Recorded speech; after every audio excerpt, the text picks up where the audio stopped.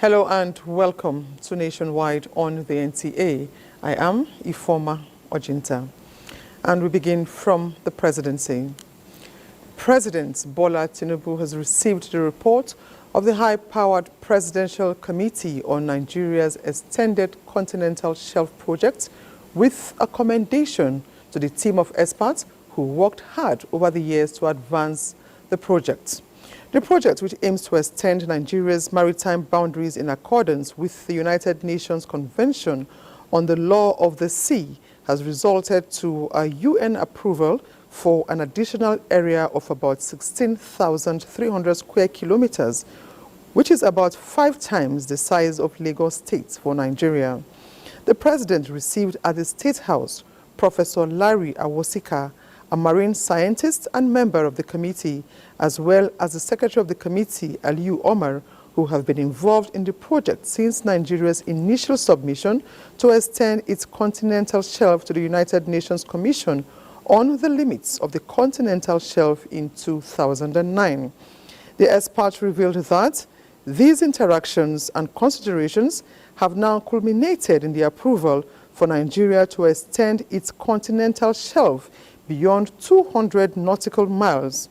The Presidential Committee added that the UN Commission on the Limits of the Continental Shelf conveyed to Nigeria the official notification of the decision in August last year. Secretary of the committee, Aliyu Omar, disclosed that Nigeria still has the option of revised submission to request for another extension in addition to what has been approved by the UN Commission.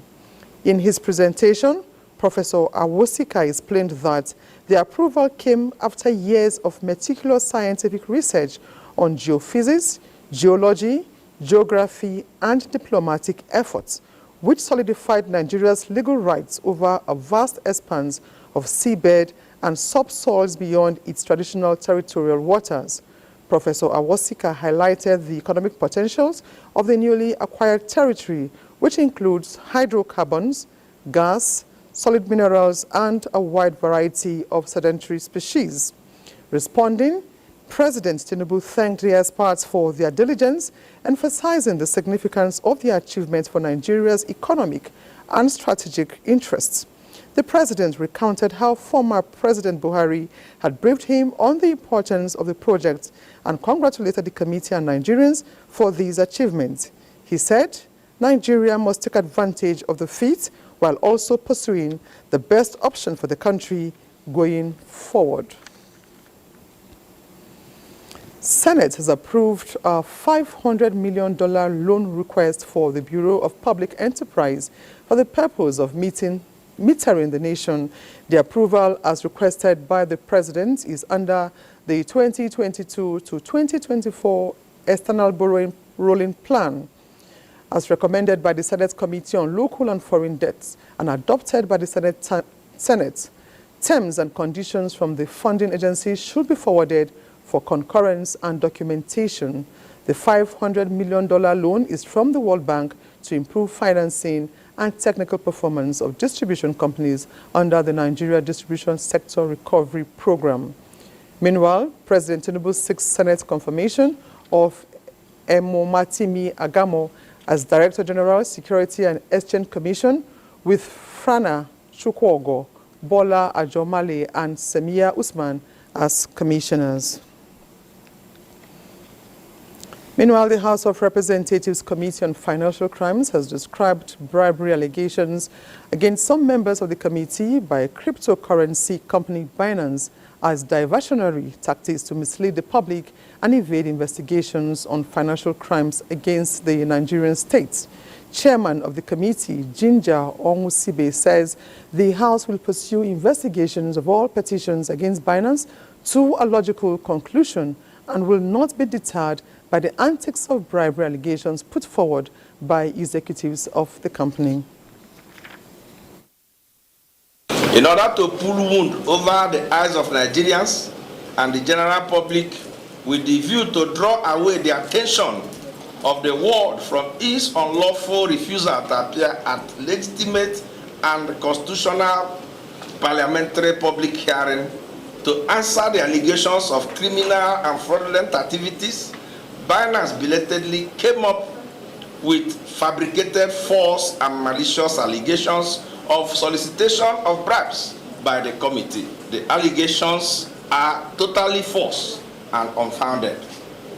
The committee wishes to emphasize that all interactions with Binance were formal, open, and transparent.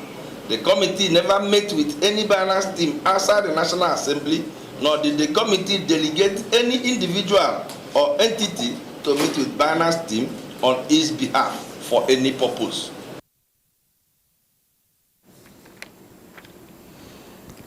In the meantime, the House of Representatives has called on the Ministry of Transportation to commence the construction of the rail line from Itakpe in Kogi State to Abuja, the nation's capital. Lawmakers at Wednesday's plenary expressed displeasure over the non-execution of the contract 3 years after it was awarded. The House mandated its Committee on Land Transport to investigate the cause of the delay in executing the contract and report back to the House within 4 weeks. To urge the Ministry of Transport to ensure immediate execution of the contract that was awarded in this respect. To mandate the Committee on Land Transport to investigate the reasons for the non-execution of the contract and ensure immediate execution of it.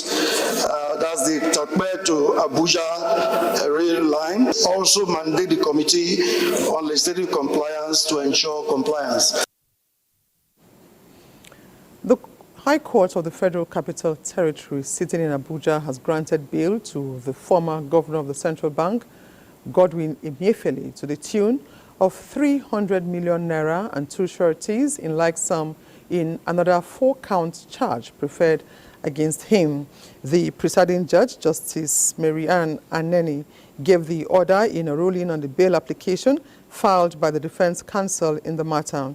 Emefiele was this Wednesday rearraigned before the court on 4-count charge which borders on unlawful printing of naira notes and unapproved withdrawal of funds. The former governor of the Central Bank, who is being prosecuted by the Economic and Financial Crimes Commission, pleaded not guilty to all the counts and filed for bail through his counsel, Mahmoud Magaji, SAN.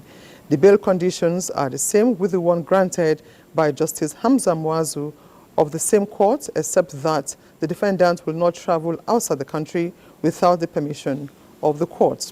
Justice Aneni adjourned the case to 28th and 29th of May for commencement of trial.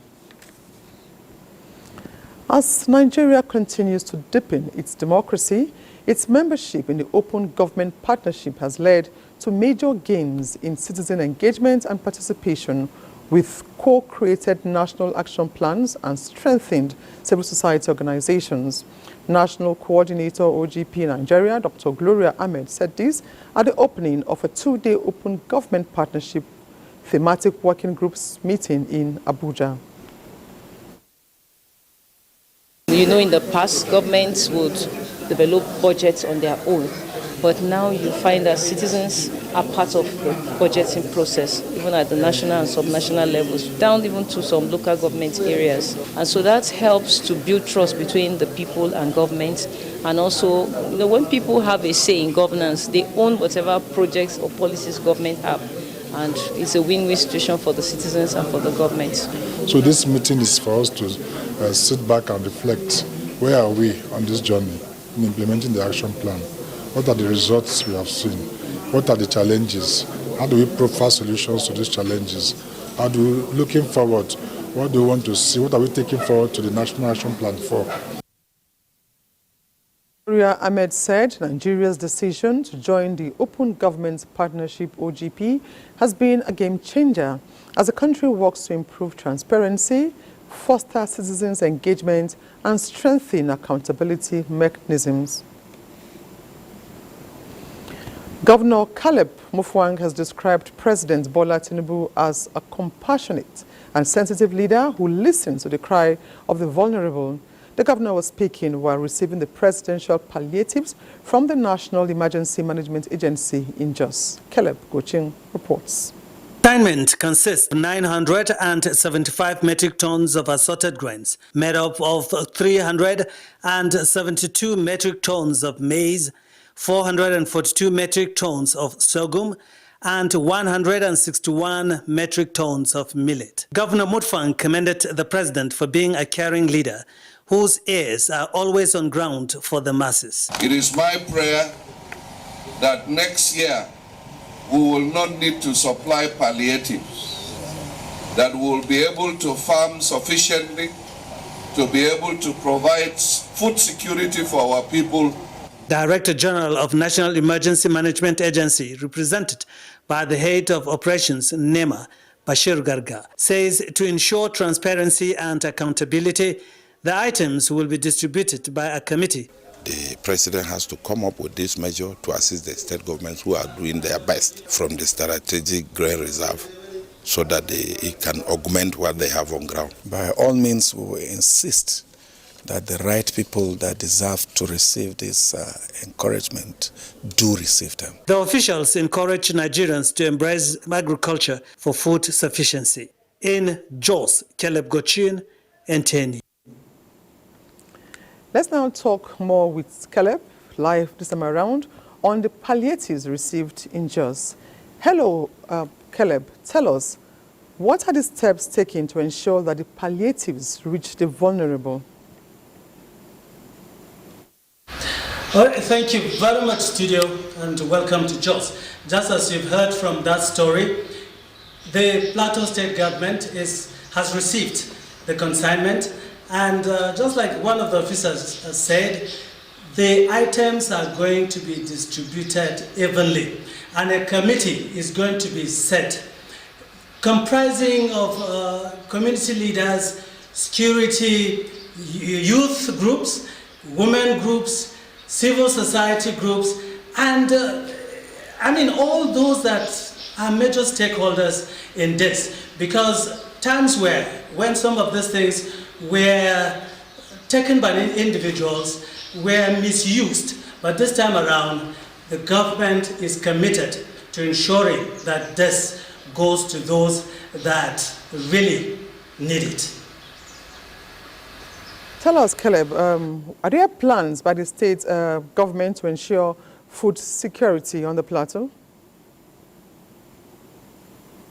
Yes, the government has, the governor himself has said it, that this year the state may not have to go for palliatives.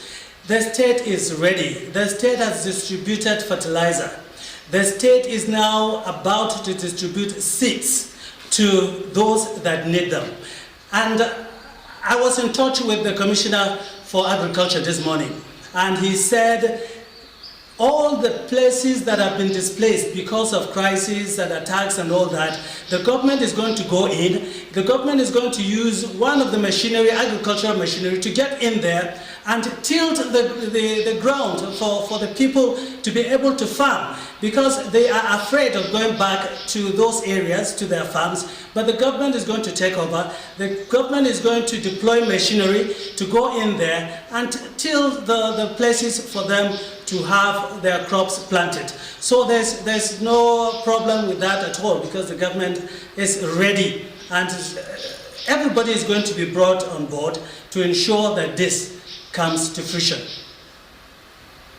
Indeed, Caleb, for that update. It's good to know that the Plateau State government has plans to ensure food security in the state. Thank you very much. That will be all for now.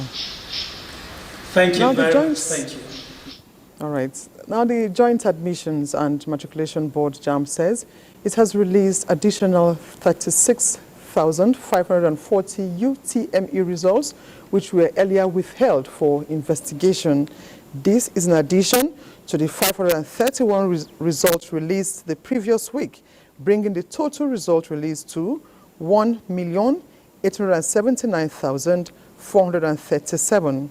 JAMB spokesperson Fabian Benjamin in a statement said others found to be involved in any examination misconduct are still undergoing investigation, as the board would want to review all the footage of all CCTV cameras placed in all its accredited centers to ascertain the candidate's culpability or otherwise. The statement also dismissed the report stating that the outstanding 2024 UTME results currently being subjected to intense scrutiny by its team of experts had been compromised on account of a cyber security breach, and that it is considering rescheduling the examination. JAMB, however, said that a closer look at the letter, which was not signed by any person, lacked every ingredient of a letter from the Joint Admissions and Matriculation Board.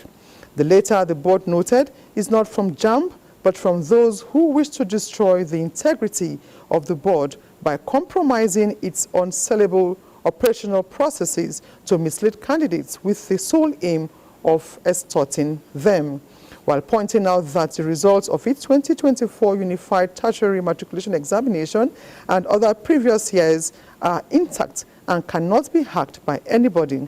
The statement added that at the conclusion of this exercise, the board will publish its findings. The statement also urged the public to be wary of misleading information emanating from sources not linked to the board, be it religious or other sources. Now, landlords and landladies in Onishe-Iyase community are in tears as they watch bulldozers demolish their houses in Delta State. Susan Esu reports that property worth billions of naira have been taken down. Onishe and Iyase community woke up to a demolition of their property. Here are the debris of shopping malls and residential buildings. This demolition is carried out on the instructions of the state government. I'm a widow. I be house here with 7 children. Where Sheriff want us to stay. Not happy for what I'm seeing here. That's a lot of people complaining. They have demolished more than 1,000 and something houses here. Both 2-story building, duplex, a lot of things. Because if I find out, if they told me that this land belongs to the government, there's no way I will go and build in government land. Am I crazy?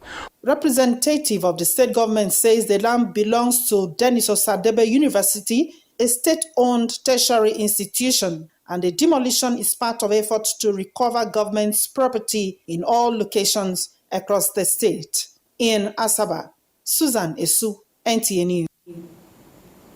Still staying with Susan in Asaba Live this time around to tell us more on that demolition exercise. Susan, please, what more can you tell us about this demolition exercise? Okay, the demolition is actually taking place in a community called Musa Camp here in Onishe and Iyase community in Delta State. According to those whose homes and houses have been demolished, they said they acquired this property genuinely from the indigents of this community. And some of them also alleged that they got proper documentations from Ministry of Lands here in Asaba. But on the instructions of the state government, or the state governor, Sheriff Oborori, in a bid to recover government property, this demolition has taken place. But before this time, the government officials said that the people were given information and notice to evacuate this place before demolition. But unfortunately, this happened. So many buildings and malls, shops have been demolished.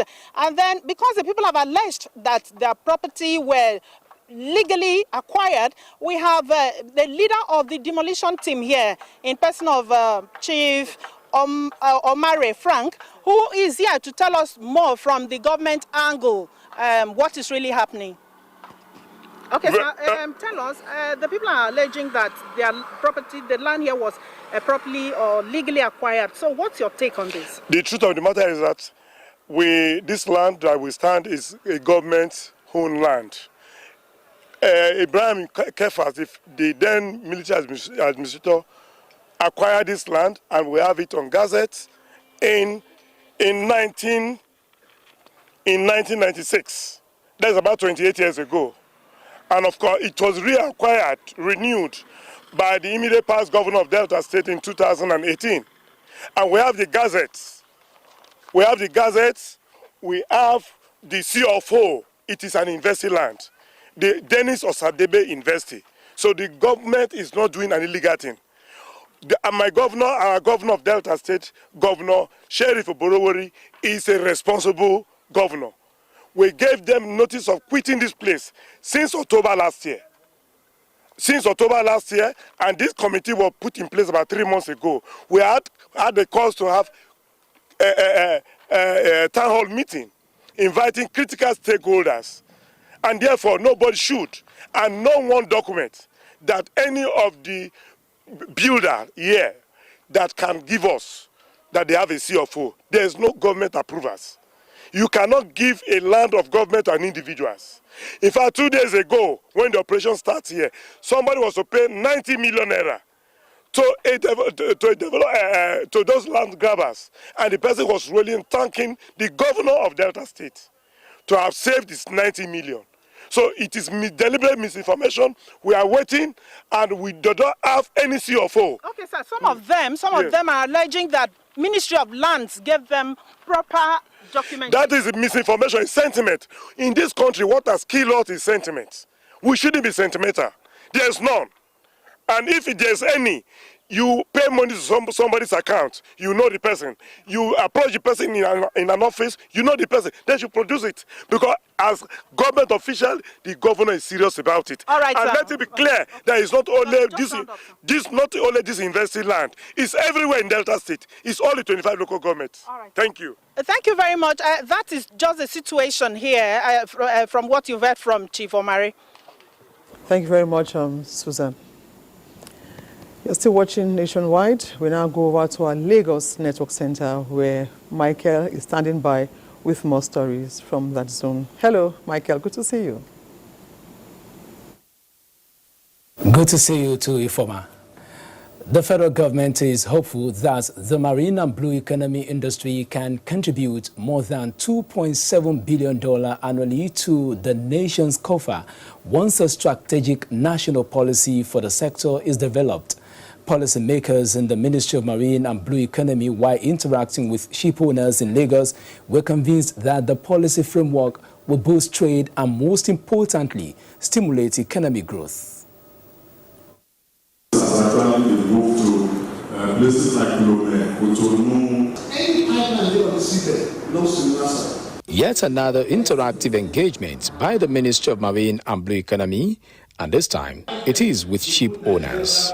And the purpose is to ensure that the I's are well dotted and the T's crossed. The minister, who was represented by the permanent secretary, believes ship owners and operators are the backbone of the maritime sector, contributing immensely to trade, transportation, and job creation. He said crucial in achieving the goal of the ministry is the development of a national policy for the industry, which will provide a comprehensive framework on earning the projected $2.7 billion into the nation's economy using various financing instruments. A major part of the plan is to unlock the cabotage fund for disbursement to support the growth and development of shipping business in the country.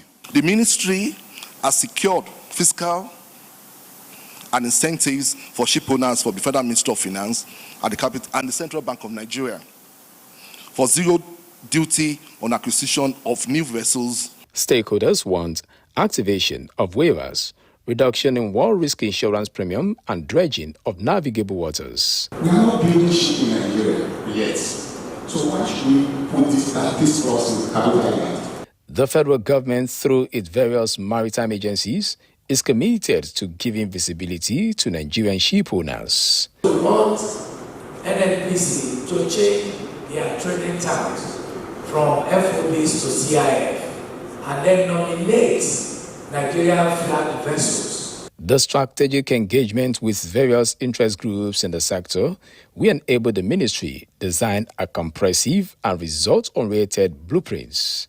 In Lagos, The state of national defense and security of Nigeria has been described as encouraging and must be sustained and taken to a higher level if the country must overcome its security challenges. Security experts stated this while assessing the present security situation in the past 1 year. Bolaji Akim completes the report.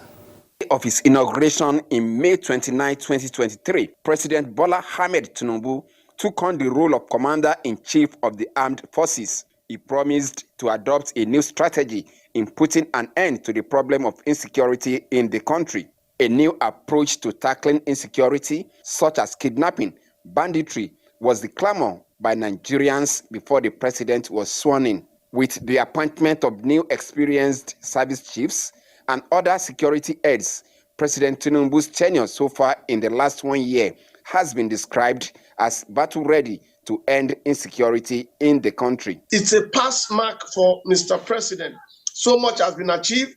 The hula baloo is no longer so much not too much of killings in the northeast. The security heads are grappling with the situation and facing the challenges head on to ensure that Nigerians get a better deal in terms of security. In Lagos, southwest Nigeria, President Tinubu's admonition to security organizations to work in synergy through intelligence sharing and collaboration with neighboring countries has recorded huge success, with the customs and NDLEA role in checking the proliferation and influx of small arms and illicit drugs in circulation. Create a more conducive relationship with our neighbors, especially Niger, Mali, and Burkina Faso. With the Nigerian customs that is in charge of checking the goods and services that come into this country. We are all out to ensure that the bad guys do not have a breathing space wherever they are. We'll go after them, and we're doing that. And that's why you see the situation is improving. President Tinubu's method in using proactiveness and intelligence-driven security approach,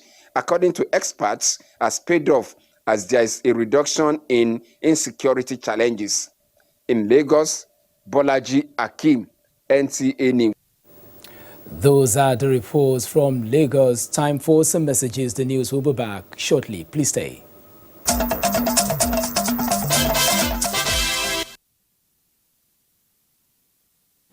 Let's now go over to Maiduguri Network Center for more on Nationwide with Abubakar as our guide. Hello, Abubakar. It's always good to see you, Ifoma, and thank you for joining us. In its ongoing special operation, Bri Frata, to flush out criminals, the Borno State Police Command has apprehended and paraded more than 40 suspects of various crimes in the state. Memuna Garba completes the story. The security situation in Maiduguri, the Borno State capital, according to the police public relations officer, ASP Nahum Kenneth Daso, has recently witnessed an increase in crimes, hence the operation to flush out criminals.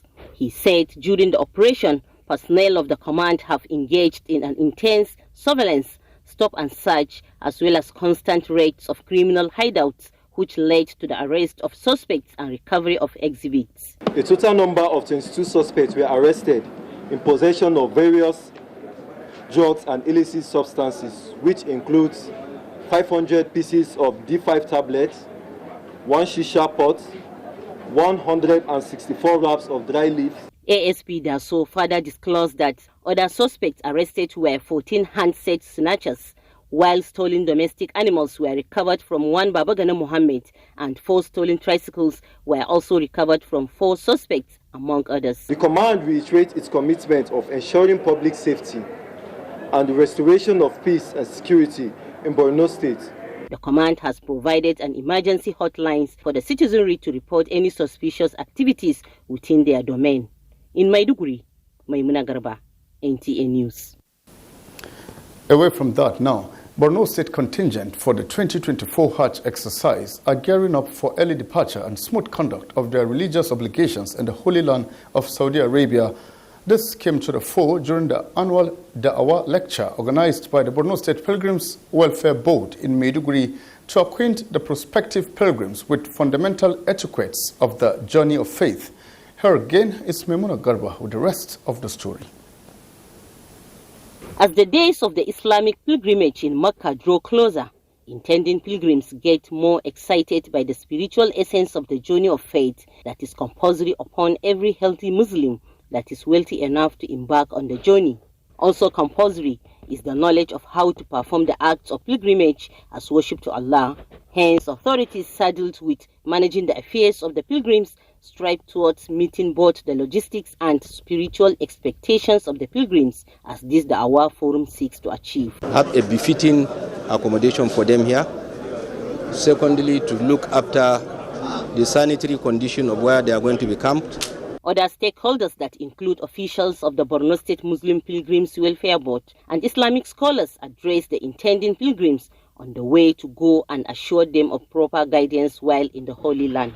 1,815 intending pilgrims from Borno State are expected to perform this year's Hajj and are to be airlifted in 4 batches starting from the 27th of this month. In Maiduguri, Maimuna Garba, NTA News. This is Nationwide on the Nigerian Television Authority. Let's now return to Ifoma in Abuja for more stories for us. Thank you, Abubakar. Now, airlift of Nigerian pilgrims for the 2024 Holy Pilgrimage to Mecca in Saudi Arabia has kicked off in Kebbi State. Vice President Kashim Shettima, who flagged off the exercise, charged the pilgrims to be good ambassadors of the country. Correspondent Abdul Jalil Muhammad Bawa reports. 430 intending pilgrims from Kebbi State took off from the Sir Ahmadu Bello International Airport, Birnin Kebbi, to Saudi Arabia for the 2024 Hajj exercise. Inaugurating the exercise, Vice President Kashim Shettima called on the intending pilgrims to use the Hajj exercise to pray for the success of the leadership in Nigeria and a breakthrough for the country. Government at the highest level monitors all arrangements made for the well-being of our pilgrims, both in Saudi Arabia and within the country before embarking on the journey. We are aware of the provisions put in place for the safety, security, and comfort of Nigerian contingent to the 2024 Hajj. The Sultan of Sokoto, Muhammad Saad Abubakar, applauded the Kebbi State government for the arrangement put in place for the exercise. We're in an era of renewed hope. So tell Ashwaju that his renewed hope is still being expected to shine everywhere. We are looking for more. We want more and more. The state spearheaded the payment of additional cost of Hajj fare to each of the pilgrims at the rate of 1 million naira per head, irrespective of political inclination of our pilgrims. With the inauguration in Birnin Kebbi, other states are expected to start the airlift of other intending pilgrims. This is the first time the Sir Ahmadu Bello International Airport, Birnin Kebbi, is used for the airlift of intending pilgrims from Nigeria. In Birnin Kebbi, Abdul Jalil Muhammad Bawa, NTA. The growth of the African continent has been slowed down due to diverse conflicts recently, and scholars believe empirical research, ideas and knowledge sharing are needed to arrest the situation. This was at the maiden conference of the Apudi Institute of Peace Studies in collaboration with the United Nations Office on Genocide. Zinred Dingmun reports. Activities across our continents to the primary schedules of United Nations, primary schedules of governance and leadership provision down to local governments and communities, the whole world over. The topmost agenda there for leadership of all sorts across the world is peace, peace management, peace sustenance. Concerned by the stagnation in multi-sectoral development across the continent, these organizations came together to find solutions. Domesticating research is the core of the conference, with speakers hinging on the need for collaborations like this on what they described as the long and rough journey to achieving peace. Rigorous studies have been undertaken, which has provided policymakers and practitioners with a deeper understanding of the root causes of the conflicts, the dynamics of the violence, and the factors that contribute to the community resilience. People are willing to collaborate so that we can forge ahead.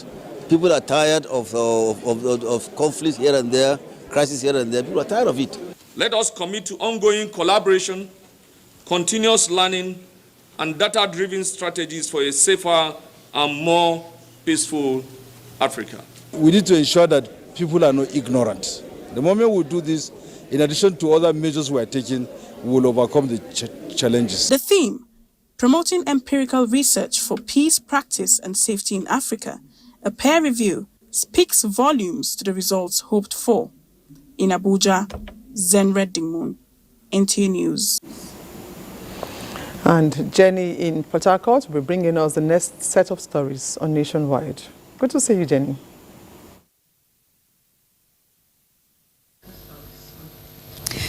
Thank you very much, Ifoma. Rivers State Governor Siminalayi Fubara has promised to spread more developmental projects across the state, despite the huge debt burden left behind for his administration to settle by the immediate past administration. Governor Fubara, who made the revelation at the Ebubu community, is grateful to President Bola Tinubu for intervention and support to Rivers State government in the last 1 year. Osinachi Samuel reports. The 10.89-kilometer Aleto-Ogale Ebubu-Etuo Road in Eleme collapsed as a result of the heavy vehicular traffic diverted from the east-west road, which was in a deplorable state. The road project was awarded in August 2023 by Governor Siminalayi Fubara's administration to provide an alternative route for communities and towns around Eleme down to Bori Aziz, pending when the federal government would complete the ongoing reconstruction of the east-west road. Because of the deplorable state of the east-west road, this road takes you off the east-west road and you join the section of the east-west road that is good. What we're doing today, is it not a help to the federal government? Is it not a show that this government has interest and has the support and is doing everything to make the federal government succeed? And the Holy Spirit.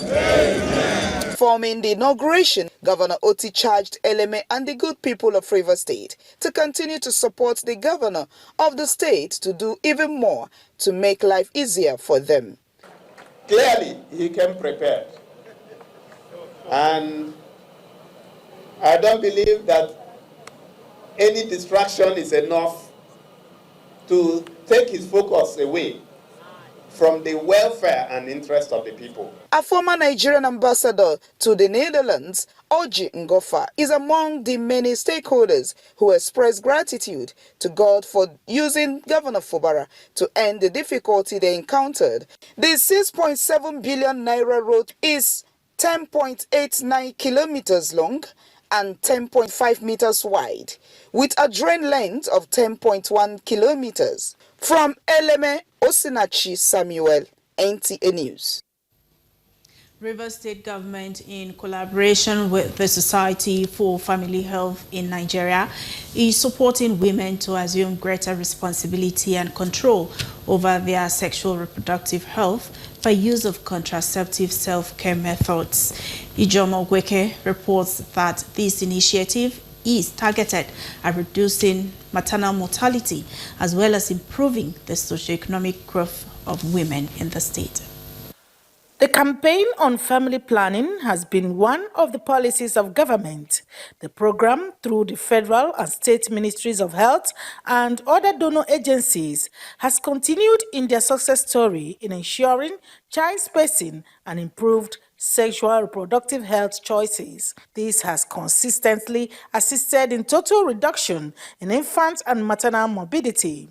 This time, with the support of Society for Family Health, Rivers State government, through the Ministry of Health and State Primary Health Board, has embarked on continuous engagement of women in the 23 local government areas of Rivers State to widen their horizon on the new methods of family planning, which is self-inject. When we entered the state as a Q3 of 2022, the state was for the self-injection, they were at 20%. As at date, the state is around 59%, particularly for this Q1 of 2024, they are at 50%. So you can actually see that there's been an upward projection. Family planning is a good intervention. It's not shrouded in all those myths that it causes sterilization and all that. It's something that will help the health of the child, health of the mother. These women shared their experiences about the efficacy of the new innovation. The family planning alone helps us look younger, makes us look smart, I did so many other family planning methods that failed me due to the side effects. I was introduced to this particular one, which is the self-injectable family planning, and it has been so good. Roundtable discussions were held on achievements and challenges in the dissemination of the DISC project with the aim of meeting the set objectives in the state. In Port Harcourt, Ijomu Gweke, NTA News. Those are the reports from Port Harcourt. We'll now pause for a break, and Nationwide will continue with the former in Abuja shortly.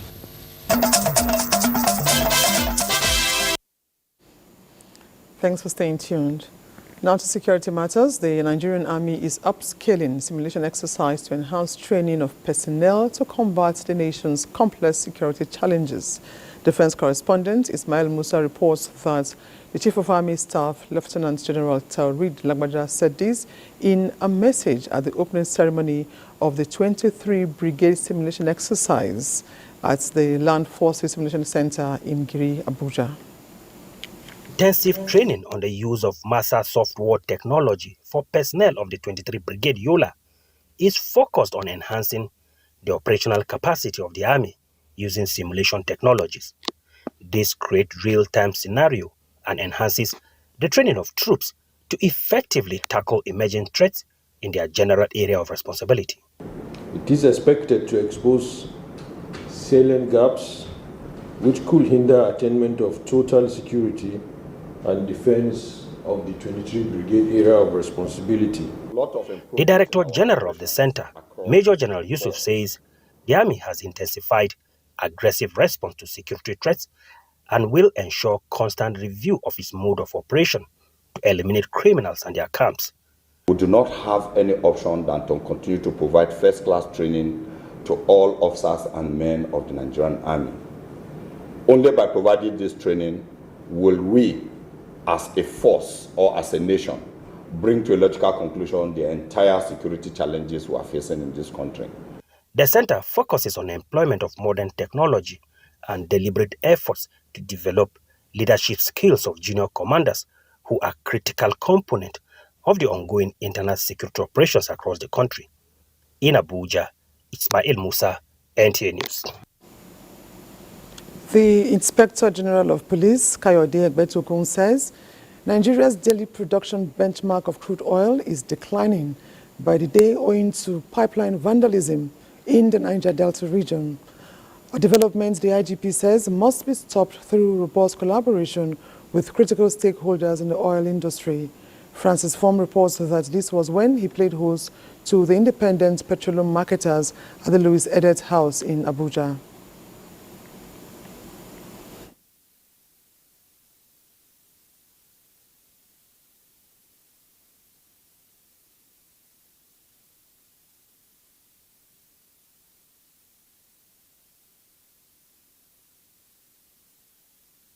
IPMAN is passionately committed to the elimination of crude oil thefts and pipeline vandalism.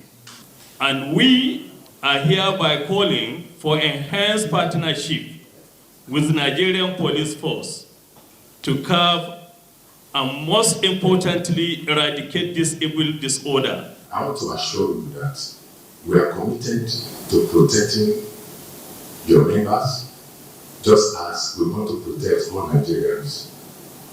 And I recognize the fact that you're also ready to partner with us to fight these menace in Nigeria.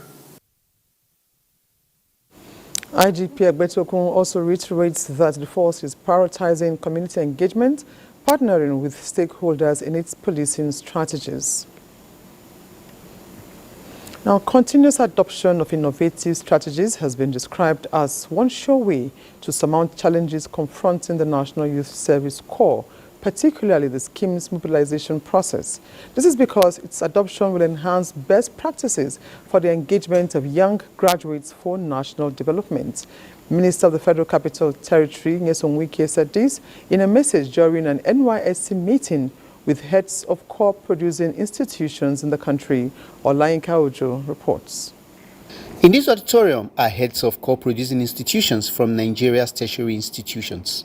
And the outcome of the meeting is expected to address the issue of negligence by core-producing institutions for the mobilization of fake youth corps members.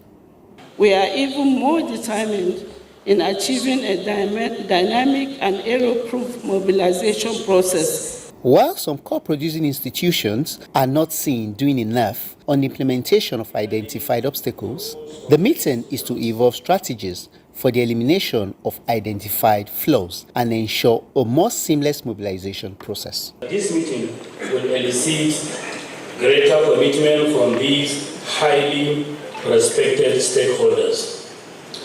For the FCT Minister and Youth Development Minister, adoption of more innovative strategies and constructive engagement are key. The scheme is focused on enhancing the efficiency, dare I say the proficiency, of its operations, especially through the adoption of technology-driven approaches in data collation and processing for mobilization and deployment purposes. It aligns perfectly with the upcoming reforms of the NYSC. The meeting was also an opportunity to advise prospective corps members not to embark on night journeys, as they are expected to pass the night at military and police barracks, NYSC lodges and other facilities officially designated as safe, and continue their journey the next morning. Olainka Ojo, NTA News. President Bola Tinubu congratulates Nigeria's table tennis pace-setter Aruna Quadri on winning the International Table Tennis Federation ITTF Africa Cup title.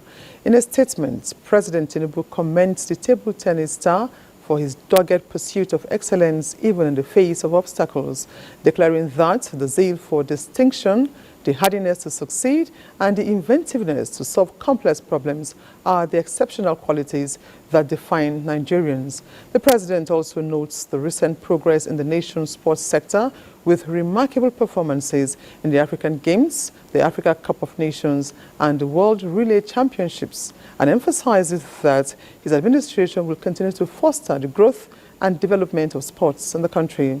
The president reassures Nigerians that his administration remains dedicated to expanding the space of opportunities across diverse fields for Nigeria's creative youths. And Golden Eaglets out to defend. Federation of African Football CAF has given a clean bill of health to all the 20 Golden Eaglets players who underwent MRI scan ahead of the WAFU B Under-17 tournament in Accra, Ghana. The team coach Manu Garba, excited about the outcome of the development, speak on preparations to defend the title. We are confident that whatever is the case, we'll do all our best to make sure we pick the first 3 points. Our main focus now is on Burkina Faso. And in English Premier League, Man City remain on course for a 4th consecutive Premier League title after a hard-fought 2-0 victory over Tottenham Hotspur, ending a run of 4 consecutive top-flight away defeats in the process. Pep Guardiola's reigning champions will lift the trophy again if they beat West Ham United at Etihad Stadium on Sunday. Between now and the end of by Sunday, we are going to see all positions for European competitions, and the winner of the EPL will be settled. In table tennis, Quadri Aruna and Dina Mishreff reclaimed the ITTF Africa Cup title after winning the 2024 edition at BK Arena in Kigali, Rwanda. According to the African Table Tennis Federation, the one-sided final saw Aruna effortlessly take down the Egyptian with 4-0 to emerge as the new Africa Cup champion after losing the title to Egypt's Omar Assa in 2018. World number 1 Iga Swiatek breezed into the semi-finals of the Italian Open with a straight-set victory over 18th seed Madison Keys. The 22-year-old who took the title in Rome in 2021 and 2022 wrapped up the 6-1, 6-3 win in 77 minutes. With sports updates, Ijoma Pitawante, NTA News. And with sports updates, we conclude nationwide for today. Thank you for being part of our production. I am Ifoma Ojinta. Bye for now.